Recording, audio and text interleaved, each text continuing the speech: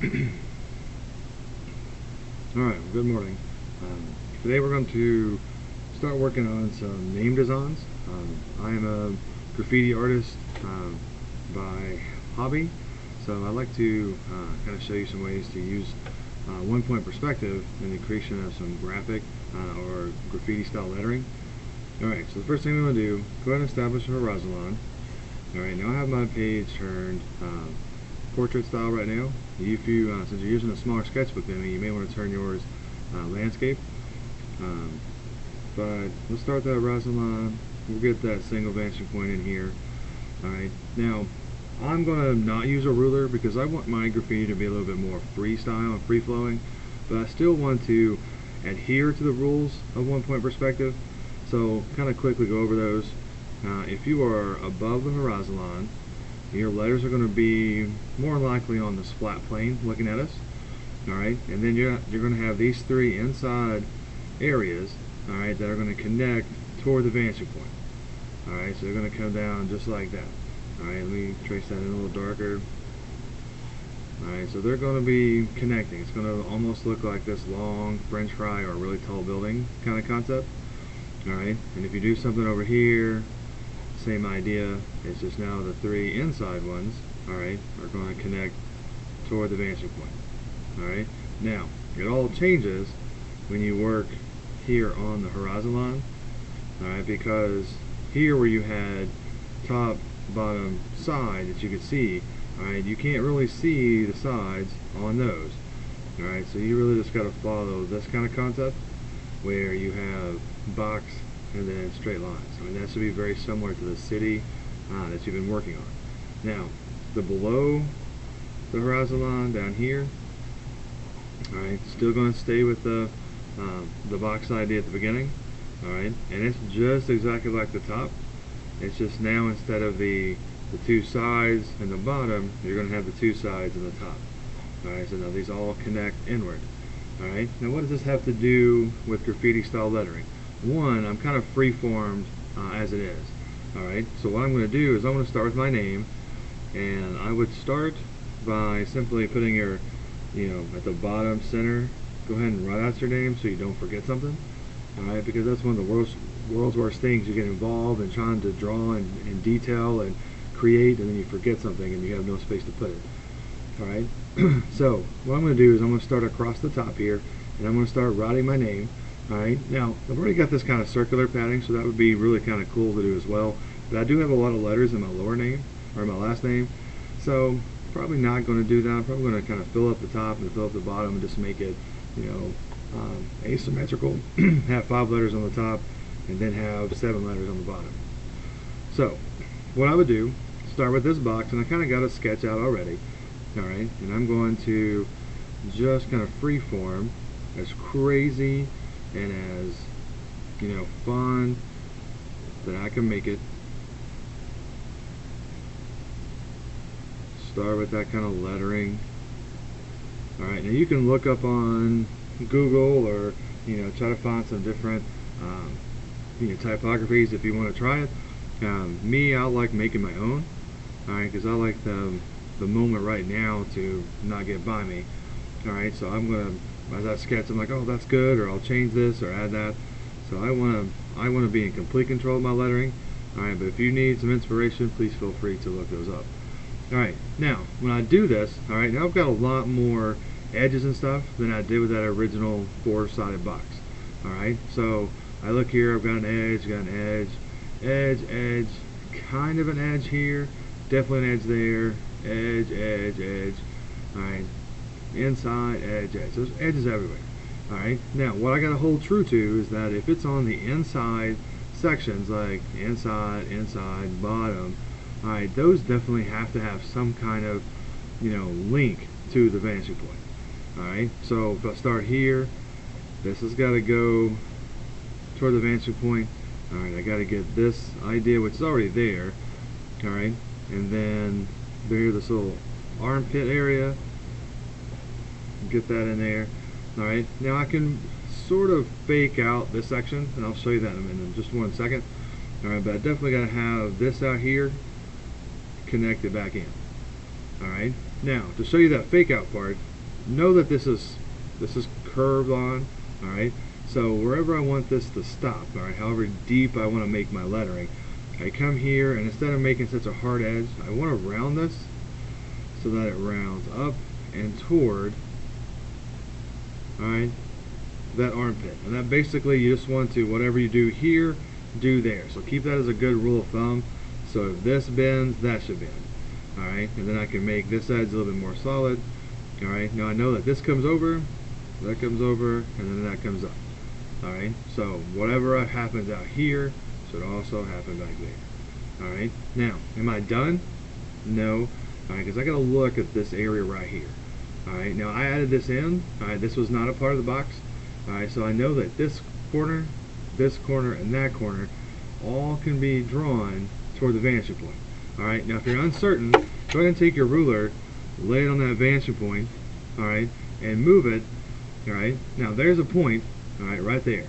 Alright, but you see that it's solid everywhere inside that. I can't see, you know, anything in there, so I will not see that edge. But if I keep sliding upward, oh, I see that one. Alright, because if I move that back, that's the angle right there.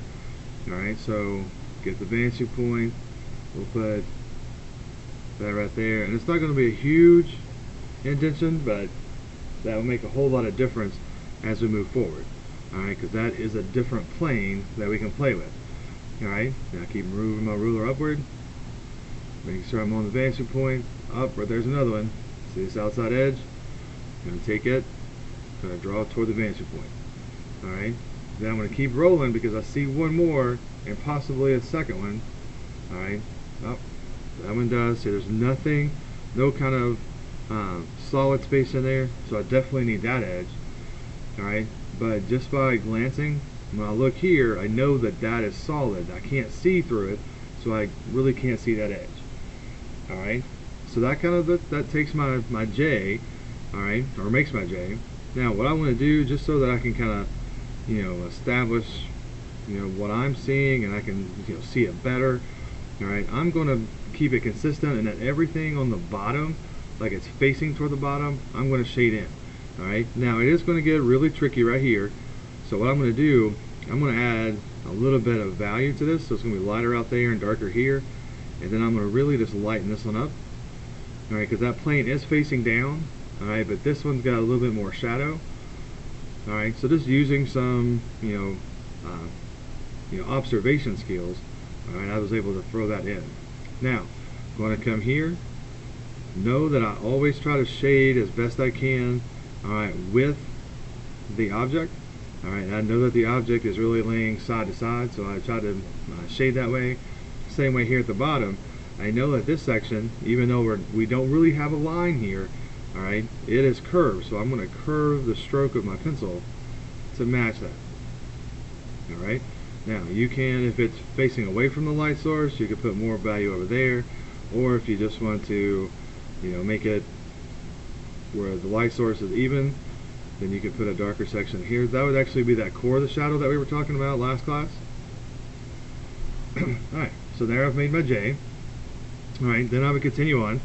Since I need this space because I have lots of letters, I'm going to go ahead and take that out.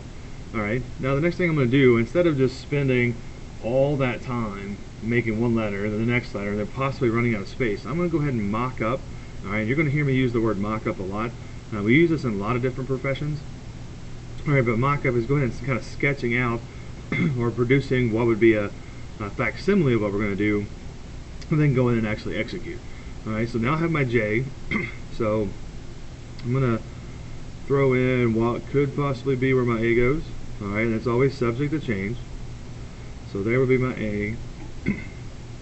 Probably throw my S a little higher.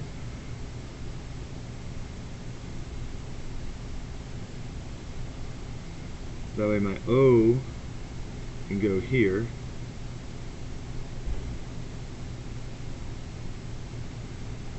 And then my N, let's say I'm actually going to overlap my N. Now, by no means do you need to keep your letters consistent. Alright, mine are taking on roughly the same qualities as I go through this. If yours happens to not do that, no harm, no foul. Alright. Now, at this point, since I got those sketched in, what I want to do is go ahead and start trying to find where the edges are. Now, if you want to be proactive, you can go ahead and sketch out the bottom part 2. But just for this video's sake, I'm just going to worry about the top and maybe 1 or 2 more letters at the bottom. Alright, so go ahead and get those edges lined up. Oh no, this one, yes. Alright, and then bring that one through. That one's good. Alright, bring my end down. There's a corner. Whoops, that's going a little off tangent.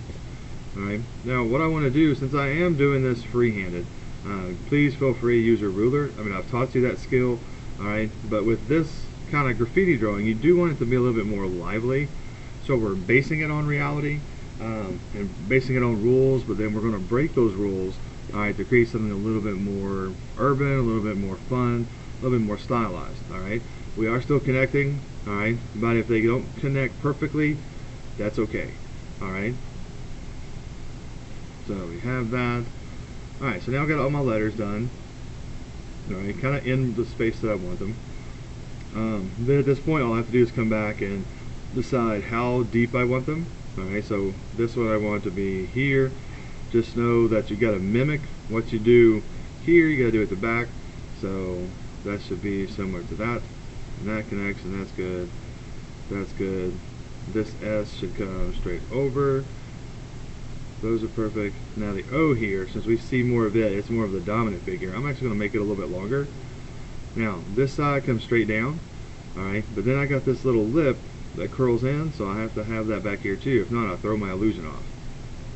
Alright, so I've got that, and then that comes, the bottom of the O comes straight over. Alright, then I have that little bit there, and I'm pretty sure that the N is right on because it's tucked behind that O. Alright, now, I've already talked about how this letter sits there and you only see 2 sides. So like my middle initial is R, so if I was going to do an R here, alright, quickly just kind of sketch it in. Alright, I've already got the vanishing points and the guidelines established. So I'll put my R there, a little opening in that section, and then whatever I add in, so if I add in these 2 little edges, then I just guide those as needed, and then stop them back in space, and then my R there is complete. Alright, and then on the bottom, alright, say if I want to have Sturgill, alright, I'm going to change styles just a little bit, and I'll just do 1 or 2 letters, and then I may finish this while you are working.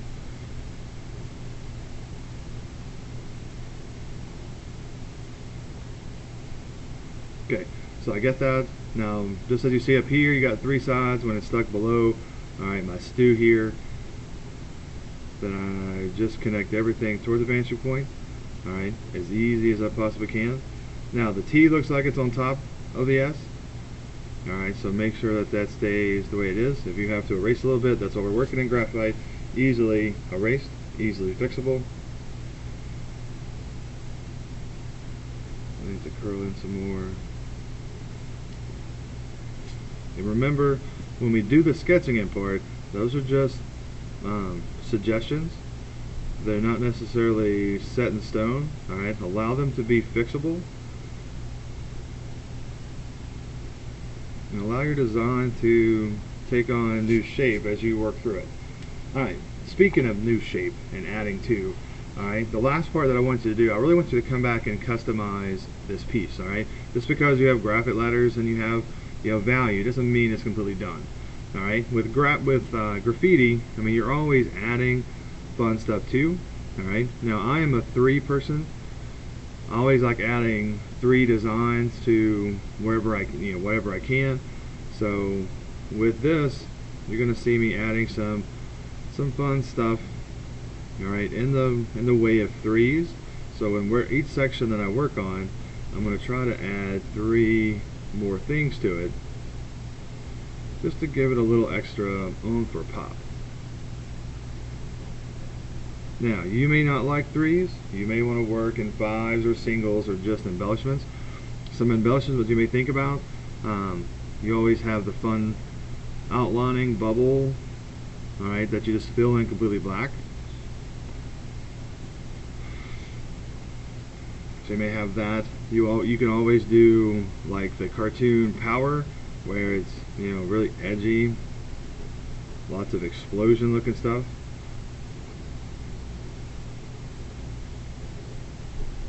So you can do that. You know, and there's 1,000 other ways, and there you can look up any kind of graffiti stuff. You know, you can do, I call it the Power Pop, but it's like really long, you know, almost like crystal, jagged edges kind of things. All right, it's very similar to the comic, like boom, pow, pop. All right, but you also have, you know, with this one, it's just a lot more rigid, a lot more structured. All right, now you can also add designs to it. So if you like circles, or dinosaurs, or spots on dogs, you know, you could do that kind of things. You could do some kind of cool angular pattern to your letters. Alright, but some things I do want you to focus on as you get the letters in, alright, and it's more specifically called line weight. Alright, I wrote this on the side over here. Line weight is basically taking something that would normally look like this, alright, and creating some type of value or space with it by creating a thicker line to thinner line. Alright, so it would start out thick and go to thin. So for instance, like here, alright, I know that these lines are going to be roughly the same thickness because they're on the same plane, but this here goes back in space.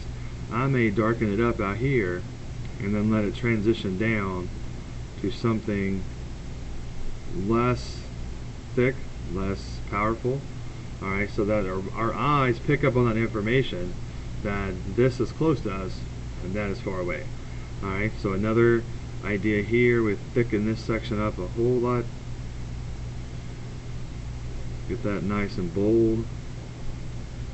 Alright, I've already got value, but I'm also making the lines thicker all the way around. Alright, then I'm going to stay with that same thickness at first, but then I'm going to let it taper down and get a little less value as it goes down toward the vanishing point. Alright, so line weight, thickness and thinness of a line, as well as the value of the line. Okay, so job today in your sketchbook, go ahead and finish sketching out your name, go ahead and get a design, but let's do some fun graffiti style. Now, I will stress to you as you do this, all my letters are kind of far apart, just because of, you know, the nature of the demonstration. Please feel free to add them together, let them intersect.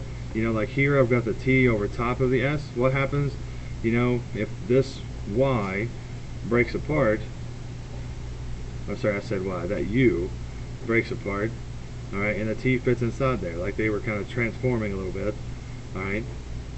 Remember we talked last time about the lost line technique, alright. When you deconstruct things like this, you can get lots of fun details as well. So here the top of that stem is popping off. You can see the letters kind of going back in space. So lots of fun things to do with this piece. So take your time, work your own magic. If you have any questions, please ask me in class. All right, thank you very much.